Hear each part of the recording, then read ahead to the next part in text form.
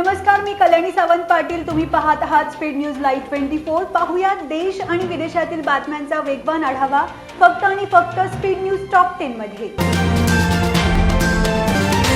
तब्बल 28 वर्षांनंतर लागला बाबरी विध्वंस खटल्याचा निकाल. अडवाणीसह सर्व 32 आरोपी निर्दोष.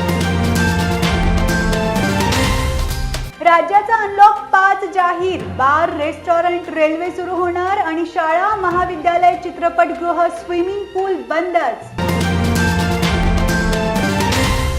कोरोना प्रतिबंधक लसीसाठी तज्ज्ञ समितीची स्थापना. लसीच्या वितरणाच्या प्राथमिकतेच्या आधारावर लसीकरणावर येणाऱ्या खर्चासंबंधी चर्चा केली, अशी माहिती केंद्रीय आरोग्य मंत्रालयाकडून देण्यात आली आहे.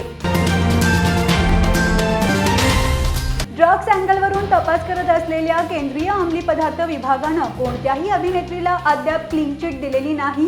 एनसीबी या अभिनेत्रींकडे पुन्हा चौकशी करण्याची शक्यता आहे. लाभार्थी विद्यार्थ्यांच्या आधार कार्डची नोंद सरळ प्रणालीद्वारे घेतली जात आहे. मात्र राज्यातील तब्बल 64 लाख विद्यार्थ्यांची आधार कार्डची अद्याप नोंद नाही.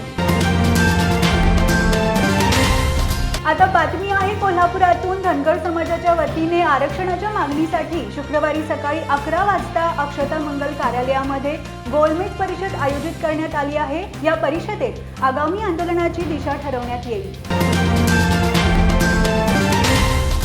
रक्तदाब वाढण्याची शक्यता गृहीत धरून लोक जेवणात मिठाचे प्रमाण जास्तीत जास्त कमी करण्यावर भर देतात.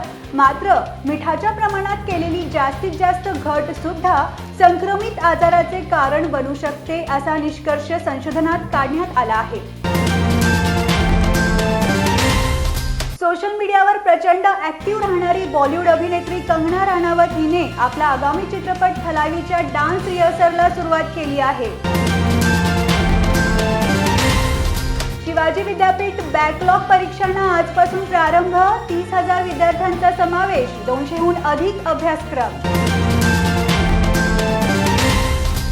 करवीर तालुक्याचा कोरोना रुग्ण वाढीचा आलेख घसरत असून एकूण बाधित 4,101 रुग्णांपैकी 3,293 रुग्ण कोरोनामुक्त झाले आहेत. त्यांचे प्रमाण 58% घटलं आहे.